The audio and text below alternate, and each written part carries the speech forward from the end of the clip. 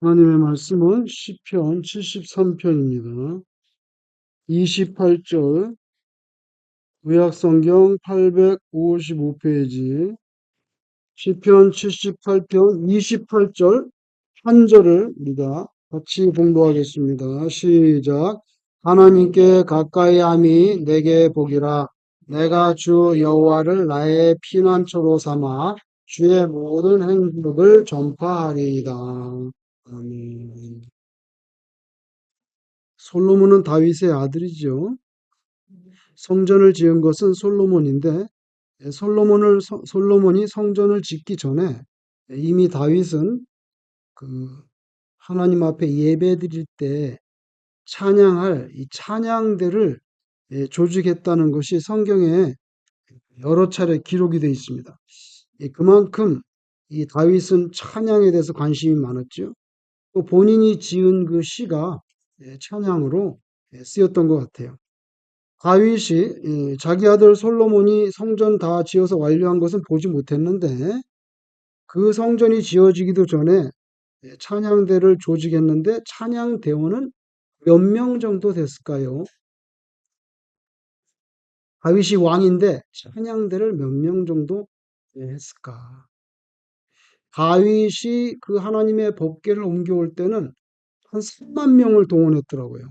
어마어마한 숫자죠. 그 행사를 위해서 3만 명을 동원했는데 법궤를 운반해 오다가 소술에 싣고 오다가 웃사가 죽었잖아요.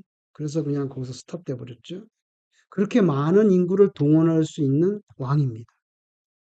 근데 찬양대원은 구체적으로 그럼 항상 이 상설 찬양대원이죠. 그러니까 제사를 때 찬양하는 대원을 몇 명을 세웠냐면 288명을 세웠더라고요. 288명. 그게 성경에 나와요. 숫자가.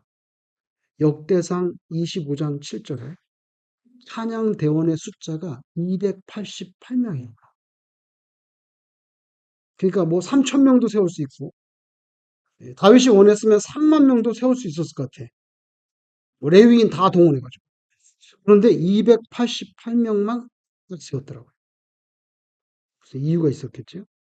그리고 그 찬양대를 그 288명을 이끌어가는 리더를 세웠는데 리더는 3명이에요. 그 3명의 이름이 나옵니다. 영광스러운 이름이죠. 아삽과 헤만 그리고 여두둔 요 3명이 288명 찬양대원을 이끌어 나가는 지도자예요. 요게 역대상 6장 39절에 나옵니다. 이 세 사람의 이름이. 근데 오늘 저희가 봉독한 73편은 누가 쓴 시입니까? 아삽이 쓴 시. 그러니까 이 사람은 레위인으로서 찬양대원 288명을 리드해가는 3명 중에 한 명이었단 말이죠. 한 명이었어요.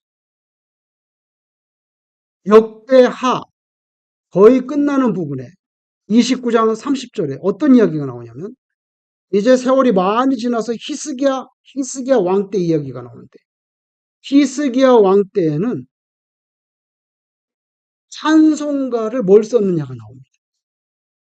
히스기야 왕 때 다윗의 시와 아삽의 시를 찬송가로 썼다는 거예요. 정확히 나옵니다. 그러니까 다윗의 시를 찬송가로 썼다는 건 우리가 이해가 되는데 역대하 29장에 보면 히스기야 왕 때는 찬송가가 셋업이 된 것 같아요. 옛날에 우리 옛날에는 막 찬송가가 통합이 안 돼가지고 기억나요? 뭐 새 찬송가, 개역 찬송가, 합동 찬송가 뭐 이래가지고 강대상에서 목사님이 찬송 몇 장 부르겠습니다 하면은 찬송가가 막 다른 교회에서 온 사람 다 다르니까 개역 몇 장, 합동 몇 장, 새 찬송가 몇 장 줄줄이 불렀는데 이제는 이 찬송가가 통합이 돼서 그런 일이 없는데 히스기야 왕 때는 이 찬송가가 셋업이 됐나 봐요.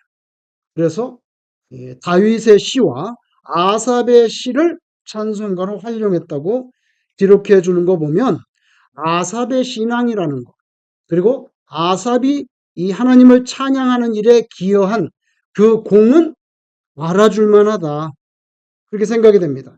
근데 그런 분이 오늘 시편 73편을 보면요. 시험에 빠졌어요. 그게 뭐냐면 그만 신앙적인 의심에 빠져들 뻔했던 사건을 자기가 이렇게 기록해 놨어요. 그게 뭐냐면 자기 생각에는 이 땅에서 번영하는 사람들은 누구냐? 이 땅에서 번영하는 사람들은 하나님께 순종해서 하나님이 기뻐하시는 사람이 이 땅에서 번영을 하고. 그죠? 그리고 고난은 누가 받느냐? 고난은 죄를 지어가지고 벌을 받는 사람이 고난을 받는 거지. 이렇게 생각이 되는데 현실은 너무 다르다는 거예요. 악인들이 형통하며 뻐기며 산다는 거죠. 악인들이 형통하고 뻐기며 산다. 이게 어떻게 된 일이냐는 거예요. 그래서 이 시편 73편 4절 5절에 보면 심지어는 이 약한 사람들은 죽을 때 보니까 고통도 없어. 자기가 보니까 편안하게 죽는다는 거예요. 그때까지 죽을 때까지도 몸이 강건하고 그리고 4절 5절에 보니까 고난도 없고 재앙도 없다는 거예요. 그래서 아삽은 이 세상이 어떻게 이렇게 돌아가느냐. 하나님은 공의로우신 하나님인데 악한 사람이 뻐기며 살면서 죽을 때 보니까 죽을 때도 건강하고 고난도 없고 재앙도 안 받고 편안히 죽고. 그래서 이제 어떻게 세상이 이렇게 돌아가지? 의심이 생기는 거예요. 10절 같은 경우는 아삽이 살았던 당시의 풍조에 대해서 말씀하고 있는데 이 10절을 원래 히브리어 원문을 살려가지고 좀 더 리얼하게 번역해주면 글자 그대로 하면 이렇게 되어 있습니다. 10절은요, 히브리 말로는 그러므로 그의 백성조차도 그들을 따라가고 그들의 하는 말을 물처럼 들이키나이다. 이렇게 되어 있어요. 악인이 얼마나 형통하고 잘 되는지, 소위 하나님을 믿는다는 사람들조차도 그 악한 사람들을 따라다니는데 그 악한 사람들이 무슨 말을 하면 그 말을 걸러내지도 않고 그냥 말하는 대로 그냥 물 들이키듯이 다 들이키 마신다 이거예요. 그렇게 표현했어요. 미국이나 한국이나 김정은이나 매스컴에 나오는 거 보면 악한 권력자들이 중앙에 딱 서고 좌우에 무슨 병풍 깔듯이 그 옆에 이제 쭉 서가지고 그게 무슨 특징인 것 같아요. 옆에 쭉 서가지고 뭐 발표하고 그러는데 그 악한 권력자가 말 한마디 하면 옆에서 막 받아 적고 따라하고 협조하고 그냥 과잉 충성까지 하고 그런 모습을 보면 아삽이 말씀한 이 10절과 똑같다. 줄줄줄 따라다니면서 그 악한 자가 말하면 그걸 걸러내는 거 없이 그냥 물 들이키듯이 다 들이킨다 이거예요. 심지어는 하나님을 믿는 사람도 그렇게 한다고 아삽이 한탄을 하고 있는 거예요. 근데 이런 신앙적인 회의는 그가 성소에 들어가서 예배드리다가 깨달았다. 그래서 해결이 됩니다. 어떻게? 17절에 보면 하나님의 성소에 들어갈 때에야 그들의 종말을 내가 깨달았나이다. 이렇게 말합니다. 여기서 그들은 악한 사람들이에요. 그래서 자기가 신앙의 회의를 가지고 의심을 했는데 이것이 해결이 됐다는 간증이 여기 기록이 되어 있는데요. 그렇게 하나님 없이 떵떵거리면서 살던 인생들이 돈도 많이 벌 수가 있어요. 높은 자리에 올라가서 자기 부하들을 병풍처럼 거느리고 매스컴 앞에서 뭐 발표하고 그럴 수도 있어요. 얼마든지. 세상 사람들에게 존경받고 허리를 그 앞에서 굽신굽신하는 그럴 수 있지만 18절 19절에 보니까 그런 사람들의 마지막 종착지가 어디냐를 자기가 예배드리다가 성소에서 깨달았다는 거예요. 그 사람들의 종착지는 18절 19절 이 아삽의 표현에 의하면 파멸과 황폐와 변멸 이 세 단어가 나왔습니다. 그렇게 끝발 잇던 자의 마지막 종착지가 하나님 앞에서 뭐냐? 파멸과 황폐와 전멸이라는 거예요. 그걸 깨달았다는 거예요. 그래서 뭐 악하게 살면서 엉뚱거리는 거 그거 별거 아니구나. 뭐 회의할 것도 없고 의심할 것도 없다. 하나님의 공의를. 왜냐하면 마지막에 그들이 종착지가 뭐냐면 파멸과 황폐와 정멸인 것을 자기가 확실하게 깨달았기 때문에 이 땅에서 하나님이 안 계신 것처럼 그렇게 영적인 것에 무관심하지요. 아무 관심 없어 예배드리는 거에 대해서. 뭐 하나님께 대해서 뭐 계명 따르고 봉사하고 뭐 헌금을 한다, 선교한다. 아무 관심 없어요. 그냥 사는 거예요. 사는 거예요. 자기 편한 대로, 자기 원하는 대로 앉아있고 싶으면 앉아있고, 눕고 싶으면 눕고, 달리고 싶으면 달리고, 뒤로 돌아가고 싶으면 뒤로 돌아가고, 자기 마음대로 삽니다. 아주 멋있게 보일 때도 많아요. 근데 그렇게 멋있다는 말은 성경적으로 아삽의 관점에서 본다면 하나님과 관계없이 멋있게 보이는 게 멋대로 산다는 뜻이에요. 자기 멋대로. 자기 멋이 있고, 자기 멋. 자기 멋이 있잖아요. 멋 부리는 거. 멋있다? 근데 아삽의 관점, 멋대로 사는구나. 이 멋대로 사는구나. 그죠? 그래서 멋있게 산다는 거 조심해야 돼. 왜냐면 하나님이 우리는 멋있게 산다 그러는데 하나님은 멋대로 사는구나. 그럴 수가 있어요. 그래서 한 100년 정도 아주 탄탄한 지위와 풍요와 명성과 자존감을 누리는 게 그냥 어느 날 갑자기 바람처럼 끝난다 이거예요. 바람처럼 끝난다. 그게 기독교의 진리 아닙니까? 그렇게 허무하게 끝나는 인생이라는 거예요. 그죠? 아, 이번 주에도 그냥 죽은 사람이 너무 많아. 아니, 어떻게 김수미가 돌아가셔? 김수미인가, 이름이? 맞죠? 예. 일용이 엄마. 난 일용이 엄마가 더 친근한데, 전원일기. 아니, 어떻게 이렇게 그냥 하루아침에 돌아가셔? 깜짝 놀랐어요, 나는. 아이, 그리고도 뭐 보니까 무슨 영화배우 무슨 30몇, 37살인가? 실세 그 사람도 죽고. 그 죽은 사람이 너무 많아. 그냥 왔다가 가는 거예요. 전에 전쟁에서 마동석이 그 여비서로 나왔던 아가씨인데, 그 아가씨 그 30 몇 살에 죽었더라고요. 아, 김수미는 74세. 아, 인생 사는 거 별거 아니야. 음, 별거 아니야. 근데 아삽은 모든 게 그냥 죽으면 끝이지 뭐. 죽으면 끝이지. 그런 육체적인 죽음으로 모든 것이 끝난다고 하는 그런 무지를 확실하게 넘어서는 사람이 아삽입니다. 죽으면 끝이 아니야. 죽으면 끝이 아니고 하나님이 그다음에 하나님이 계신다고. 하나님이 기다리시고 당신의 평생이 마지막에 하나님 앞에서 파멸, 황폐, 전멸인지 아니면 축복과 영광 가운데로 들어가는지 그게 남아있단 말이지. 아삽은 그걸 깨달았다는 거예요. 깨달았다는 거예요. 그래서 26절에 가면 아삽은 이 세상에 다른 그 어떤 뭐 물질이나 명예나 권세나 뭐 지위나 지식이나 그런 게 아니라 그냥 나는 하나님 자체가 나의 영원한 분이십니다. 하나님이 나의 재산이고 하나님이 나의 명예고 하나님이 나의 그냥 보물이고 하나님 자체가 나의 영원한 분이십니다. 나의 모든 것입니다. 나의 모든 것. 나의 궁극적인 실제 바로 하나님 한 분입니다. 이렇게 고백을 합니다. 영어 성경에 God is the strength of my heart. 하나님은 my heart. 내 마음의 힘이시고 strength of my heart and my portion. 하나님이 나의 포션이라고 나의 분기시고 forever 영원히 이렇게 돼 있어요. 여러분 악인들이 물리적이고 구체적인 온갖 번영을 누립니다. 사람들이 그 앞에서 고개 숙이고 굽실굽실하죠.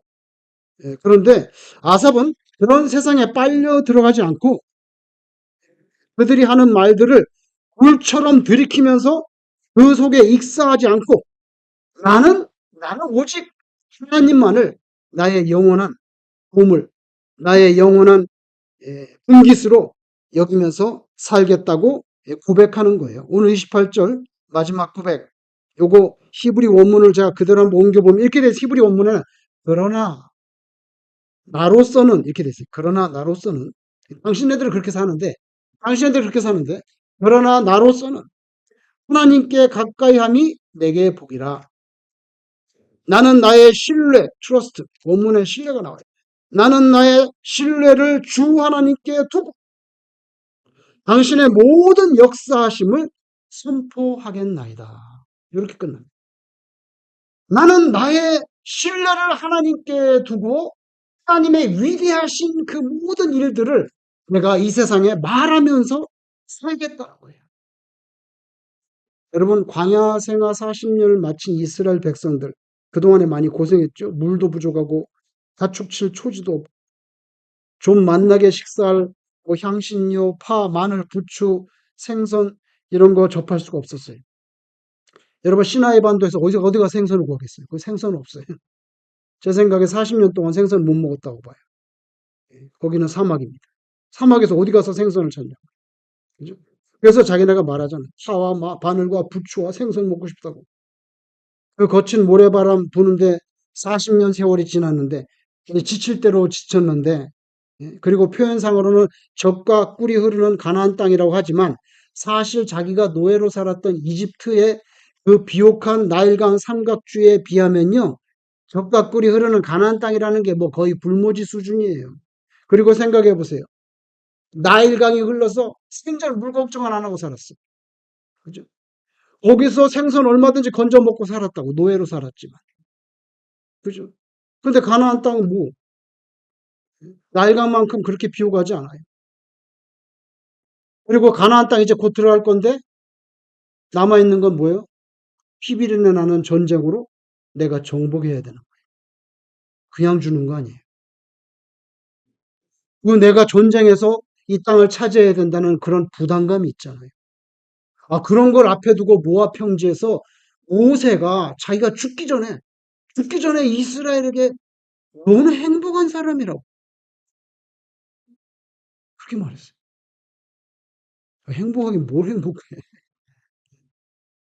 아니 40년 동안 그냥 광야에서 모래바람 부는데 물도 부족하고 초지도 없고 파도 못 먹고 부추도 못 먹고 생선도 못 먹고 그리고 앞으로 들어가면 내가 피 흘려서 전쟁에서 이거 차지해야 되는데 뭐 그리 행복하다고 표현할 게 있겠는가? 근데 모세가 죽음을 앞두고요. 신명기가 34장까지 있거든요. 34장에서 모세가 죽어요. 근데 33장 죽기 직전에 33장 29절에 이스라엘이여 너는 행복한 사람이로다.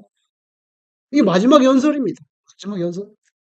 그가 그렇게 말할 수 있었던 이유가 29절에 그대로 다시 나오는데 뭐라면 여호와는 너를 돕는 방패시요 네 영광의 칼이시로다.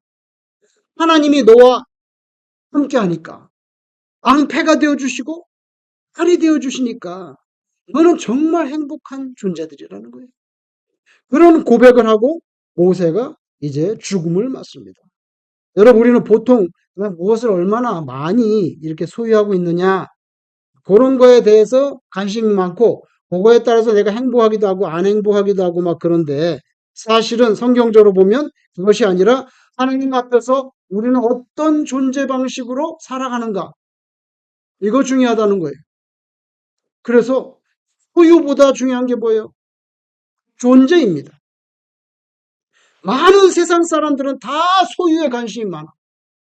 그죠? 그래서 집도 몇 채 있으면 좋고요. 차도 비싼 거 있으면 좋고요. 그죠? 후회. 내가 가시는 거. 나 높은 자리에 올라가고 싶고, 나 명예 갖고 싶고. 세상 사람들은 다 소유에 관심이 있어요. 근데 성경에서는 그렇게 가르치지 않습니다. 너는 하나님 앞에서 어떤 모습이냐고 지금 항상 존재를 말해요. 그 존재 다음에 하나님이 뭐 주시기도 하고 이런 거지. 그래서 세상 사람들은 다 결국에는 소유예요. 근데 보세요. 간짝에 들어갈 때 보면 아무것도 못 가지고 들어가. 시계 하나를 못 차고 들어가잖아요. 만년필 하나를 못 꽂고 들어가요. 그런데도 이 세상에서는 죽을 때까지 그걸 챙겨야 돼.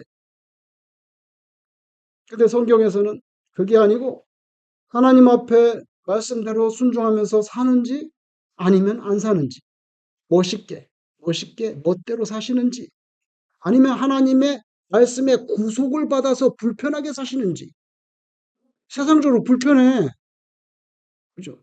근데 그게 복된 삶이야. 그래서 성경에서는요, 소유가 아니라 끝까지 존재를 말합니다. 아삽도 그가 깨달았다는 게 뭡니까? 악인의 형통과 번영이 아니라 하나님 백성으로 사는 거. 하나님 백성으로 사는 거. 그게 가장 되고 행복하다는 것을 자기가 깨달았다는 거예요. 왜냐하면 육체의 죽음으로 모든 게 끝나지 않기 때문에. 그죠? 자기가 성전에서 그들의 종말을 알았다 그랬어요. 종말을 알았다. 이거 실제로 있었던 일인데 한국에서 해방이 되고 나서 얼마나 가난해요. 그때 해방됐다고 뛰쳐나오는 기록하면 보니까 옷이 없어가지고 다 그냥 흰옷 그 윗도리 아랫도리 겨우 입고서 해방됐다고 막 뛰어나오는 화면이 있던데 얼마나 가난했겠어요. 해방되고 나서 에, 청년 3명이 먹고 살기가 너무 힘들어서 도둑질을 해가지고 챙겨가지고 어떻게 인생을 도모해 보기로 의기투합해가지고 3명이 합잡해가지고 도둑질을 했어요. 그래서 많은 거를 훔쳤나 봐요. 그래서 이제 분배를 해야 돼. 분배를 산으로 올라갔어. 산으로 올라가지고 이제 이 동네에서 잔뜩 훔친 거를 분배를 하는데 3명이 올라서 시원한 산에 앉아가지고 이거 나누면 되는 거예요. 근데 기분도 좋겠다. 이제 우리 이거 가지고 이제 장사라든지 뭐, 야, 이런 판에 술이 빠질 수가 있냐. 야, 이 즐거운 날에. 그래서 술 좀 마시면서 했으면 좋겠다고 3명 중에 제일 나이가 어린 아이를 네가 이제 동네 내려가지고 술 좀 받아와라. 우리 술 한 잔 마시면서 나누자. 그래서 이제 그러고 이 제일 어린 애가 어린 청년이 이제 동네에 내려가서 술을 받으러 내려갔어요. 산에는 2명이 남아있고 이제 그걸 지키고 있는 거예요. 훔친 거를. 근데 얘는 내려가고 가만히 생각해 보니까 이 산 위에 있는 두 청년이 요거를 셋이 나눈 것보다는 너하고 나하고 둘이 나누면 훨씬 더 좋을 것 같단 말이에요, 이게. 이게 그냥 싹 그 생각이 마귀가 들어오는 거예요, 이게. 그래가지고, 무슨, 뭐, 셋이 나눌 필요 있냐? 그럼 어떻게 술 받아가지고 올라올 때 중턱에서 딱 지키고 있다가 제거하자. 이게 말이 속닥속닥 되는 거예요. 큰일 났네, 이거.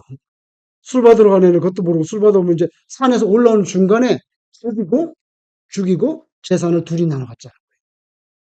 아예 동네 술 받으러 내려간 이 청년은 걔는 또 머리가 안 돌겠어요? 걔라면 머리가 안 돌겠냐고. 마귀가 뭐 결정하지 걔는 안 들어가. 아예 술을 받으면서 가만히 생각해 보니까 이건 뭐 셋이 나눠 갖고는 별로 셋은 뭐 둘을 다 싹 제거하고 나 혼자 먹을 방법이 없는가 생각을 했더니 술 받아오라 술에다가 뭘 타? 농약.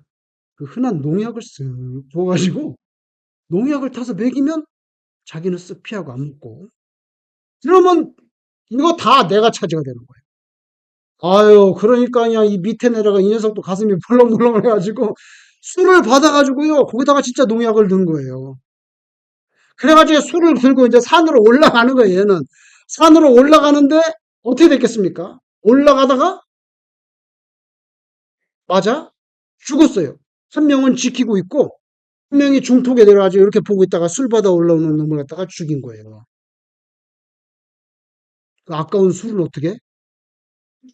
먹어야지. 그래서 걔는 죽고 버리고 술만 들고 올라가가지고 이제 셋이 나눌 걸 둘이 됐으니 해가지고 한 잔씩 들이켜. 그냥 그쭉 들이키고 둘 다 의식을 잃고 그냥 거기서 다 죽었다는 거. 이거 실화예요. 실제로 벌어진 사건. 해방 후에 유명한 사건. 그래서 그만 셋 다 돌아가시고 말았다. 욕심이 잉태한 즉 몰랐죠? 죄를 낳고. 그다음에 죄가 몰라요? 사망을 낳고. 아유, 그 말씀 그대로 그냥 야고보서에 있는 말씀 그대로 1절 15절인 대로 해버려요. 그래서 셋 다 죽었다는 이야기. 그래서 여러분 이 세상 살 때 믿음으로 사는 건 너무 중요한데요.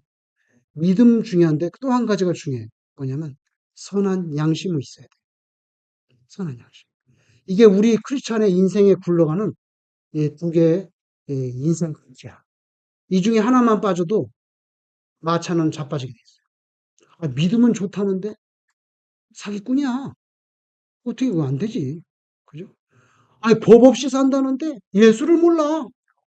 안 되지. 두 가지가 다 중요해. 믿음과 선한 양심. 이거 같이 굴러가야 돼. 같이 굴러가. 이건 저의 말이 아니고요. 바울의 모토예요. 바울이 말씀한 모토 중에 뭐가 나오냐면 믿음과 선한 양심. 여기 나 얼마나 중요합니까? 디모데전서 1장 5절에 믿음과 선한 양심이다. 예. 좀 오래됐는데 2009년 5월 달에 영국에 있는 아마추어 사진 작가가 사진을 잘 찍었는데 아주 그냥 그 매스컴에 에, 난리가 난 적이 있었어요. 이 데니스 브라이트라는 이 아마추어 사진 작가인데요. 영국 사람인데 햄프셔 주에서 사진을 찍었는데 뭘 찍었냐면은 이 지붕 처마 밑에 새가 둥지를 찍는 거예요. 이게 물바지 있잖아요. 물바지에다 둥지를 지은 거예요. 근데 물바지에 둥지를 졌는데 지붕 밑에 있어가지고 그늘도 되고 참 좋은데 물이 오면은 비가 오면은 물이 이렇게 나와가지고 이제 그 물바지 밑으로 내려가잖아요. 근데 물바지 내려가는 구멍 옆에다가 딱 둥지를 지은 거예요. 그래서 평상시에는 햇빛도 안 들고 참 좋은데 비가 적게 오면 괜찮은데 비가 많이 오는 경우에는 이 둥지 자체가 떠내려갈 수도 있는 거예요. 아주 그냥 완전 부서질 수 있어요. 아, 그런데다가 어떻게 새가 죄를 둥지를 졌는데 아이가 이 사진 작가가 궁금했던 거예요. 그럼 비가 많이 오면 어떻게 되냐고.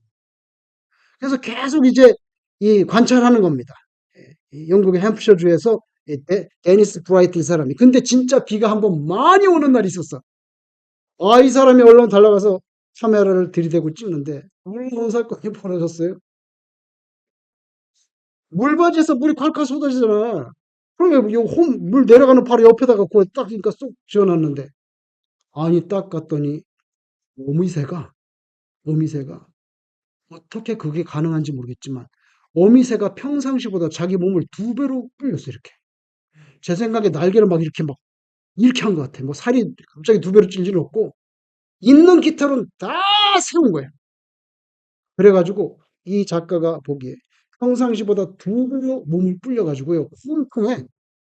딱 날개 펴고 우리 한 방울 못 넘어.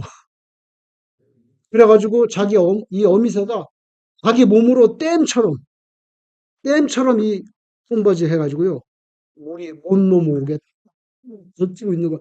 그걸 이 사람이 찍은 거예요. 대서특필했어요. 찍었단 말이에요. 그래가지고 물이 넘어오지도 않았고요. 그 둥지 안에 새끼 네 마리가 있었는데 그 비를 다 피하고 네 마리 모두 다 건강한 모습으로 다 날아갔어요. 근데 이제 그 어미새가 몸을 이렇게 부풀려가지고 댐처럼 새끼들을 보호하기 위해서 막고 있는 예, 그 사진이 히트를 친 적이 있어요. 여러분 모세가 하나님을 그렇게 느낀 거죠. 너는 행복하다. 여호와께서 너의 방패가 되어 주시고 뭐요? 칼이 되어 주시.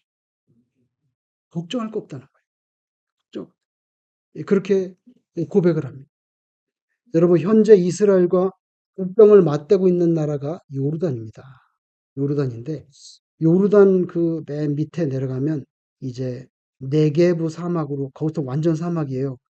그 이스라엘 밑에 다 네게부 사막 지나면 시나이 반도가 나오는데 그 사막으로 내려가는 그 길목에 유명한 이 세계적인 문화유산으로 페트라라고 하는 곳이 있습니다. 페트라라는데 거기에 페트라들이 요르단 땅이에요 지금은. 근데 페트라는 여러분 헬라어로 반석, 바위란 뜻입니다. 페트라가 뭡니까? 베드로입니다. 같은 단어입니다. 베드로가 페트라거든요. 근데 거기 지역 이름이 페트라예요. 왜냐면 거기는 완전 돌산이야. 완전 붉은색을 드는 돌밖에 없어요. 사방을 둘러봐도 돌이에요. 돌이에요. 근데 여러분 거기가 그 돌을 파고 그 안에서 집을 짓고 사는 거예요. 고대. 또 어마어마하게 크게 팠는데 그거는 신전 아니면 왕궁이었을 것으로 추측을 해요. 아, 2주 전에 저도 가봤는데 그 거대하게 큰 그 이렇게 건물인데 그 밑에서 고대 시신이 발굴됐어요. 10구 이상이. 그래서 지금 아주 고고학계에서 아주 흥분해가지고 난리가 났어요. 예. 계속 발굴하고 있어요. 근데 여러분, 아무도 침투할 수가 없어요. 거기는. 예. 왜냐하면 거기로 들어가는 입구가 요래. 말 타고 뛰어 들어갈 수도 없어. 처음 들어갈 때. 그러니까 거기는 정복이 불가능해요. 천연적인 요새인데, 근데 한 가지 문제가 있어요. 뭐냐면 전부 돌이기 때문에 풀 한 포기가 나지 않아요. 그게 뭐예요? 어디 가서 먹고 살 게 없어요. 과일을 하나 먹을 데가 없어요. 제가 거기를 갔었는데 땅바닥에 보니까 돌 가운데서 수박이 나왔어. 수박이 딱 이 전구공보다 조금 큰데 수박이 나왔어요. 덩쿨이 나오고. 근데 뭐 그런 거 뭐 먹겠어요? 풀 한 포기 나잖아. 그 수박이 이렇게 나왔는데 제가 그걸 어떻게 했겠습니까? 그냥 발로 뻥 찼겠습니까? 페트라에 가가지고.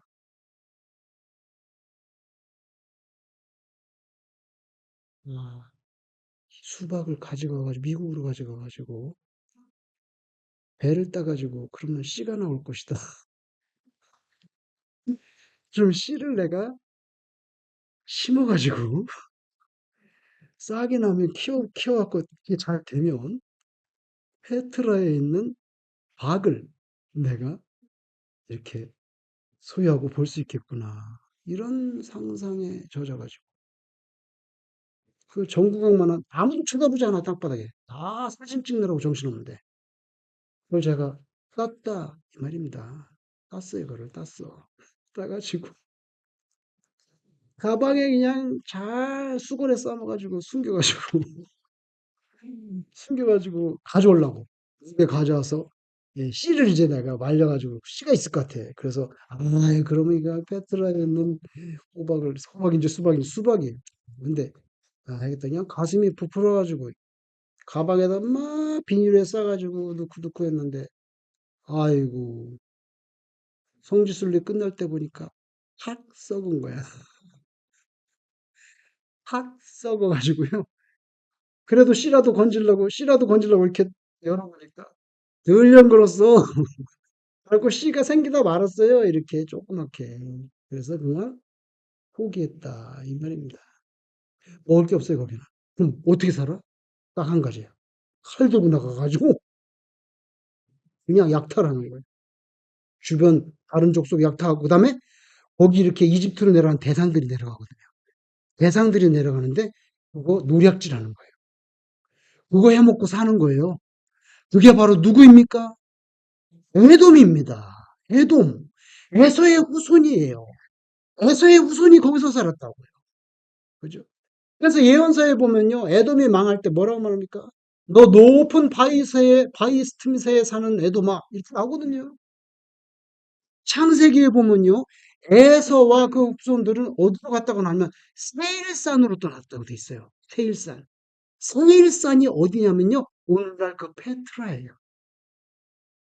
근데 원래 페트라는 누가 살고 있었냐면 원주민이 살고 있었어요. 그 페트라에. 성경에 누군 줄 아세요? 후리 족속입니다. 후리. 후리 족속이라는 말이 나와요. 성경에. 후리 족속이 페트라에 살고 있었는데 에서와 그 후손들이 가가지고 후리 족속을 멸망시키고 그 땅을 차지한 거예요. 근데 후리 족속인데 후리가 무슨 뜻인 줄 아세요? 구멍이란 뜻입니다. 돌에다가 구멍 파고 살기 때문에 이름이 홀이야.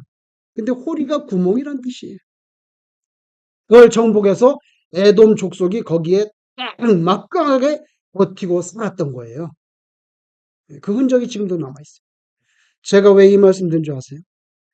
그렇게 막강한 에돔 족속이요. 에돔 족속이 마음만 먹으면, 마음만 먹으면 그 옆에 광야에서 지금 진치고 있는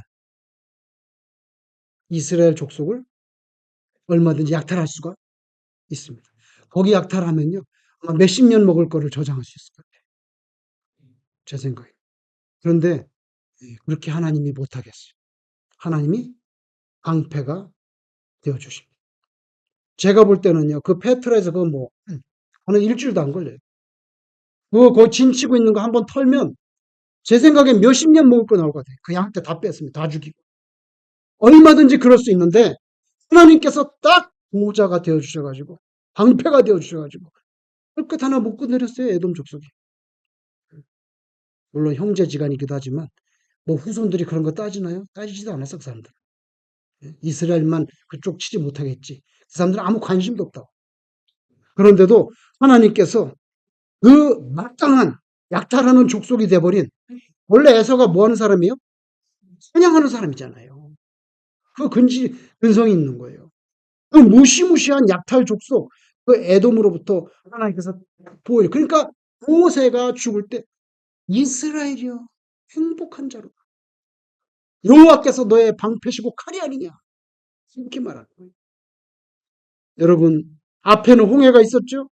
뒤에는 이집트의 군대가 들이닥쳤죠. 도간에 든 줍니다. 산에 죽든지 물에 빠져 죽든지. 그런데 하나님께서 그 바다를 갈라주셨어요. 그걸 체험한 거예요. 바다를 갈라준 거. 그리고 세상에 그 맨 땅으로 건너갔잖아요. 땅을 밟고. 그죠? 그러니 모세가 어떻게 너희는 행복한 인생이라고 그렇게 고백하지 않을 수 있겠습니까? 마찬가지로 우리도 죄로 인해서 영원한 형벌이 지옥으로 들어갈 수밖에 없는 사실은 우리도 보관에 든 쥐와 같은 그런 비극적인 운명인적인 존재인데요. 예수님이 피를 흘려주신 예수님이 내 죄를 대셔서 피 흘려주신 그 대속의 은총 그것 때문에 우리가 하나님의 나라 들어가는 구원을 받은 줄로 믿습니다. 그러니 여러분 뭘 더 바라겠어요? 너무 많은 것을 바라지 마세요. 모세가 지금이라도 우리 앞에 나타나면 우리에게 똑같은 말을 할 것 같아요. 뭐요? 너희는 행복한 자라. 독생자 예수님이 피를 쏟아주셨는데 뭘 더 바라냐? 이렇게 말씀하지 않겠습니까? 그래서 여러분 모세가 말씀하시는 대로 진정한 행복자가 바로 우리다. 아삽이 오늘 고백한 대로 하나님께 가까이 가는 거, 항상 하나님 옆에 있는 거, 그것이 우리에게 최고의 복인 줄로 믿고 그렇게 사시기를 주의 이름으로 축원합니다. 기도하겠습니다. 하나님 아버지, 하나님의 백성 되었다는 것, 독생자 예수님의 피로 우리의 영혼이 죄 씻음을 받아 구원받았다는 것, 예수 믿지 않는 사람과 우리가 그 종말이 확연히 다르다는 것, 아버지 하나님 이 믿음을 가지고 모세의 고백처럼 또 아삽의 신앙 간증처럼 늘 하나님께 가까이 가는 그런 신자가 되게 하여 주시옵소서. 이 땅에서 너무 많은 것을 바라지 아니하고 그저 하나님 한 분만으로 만족할 수 있는 성숙한 신자 되도록 성령께서 오늘도 우리의 마음을 교훈하시고 감동하여 주시옵소서. 예수님 이름으로 기도드리옵나이다. 아멘.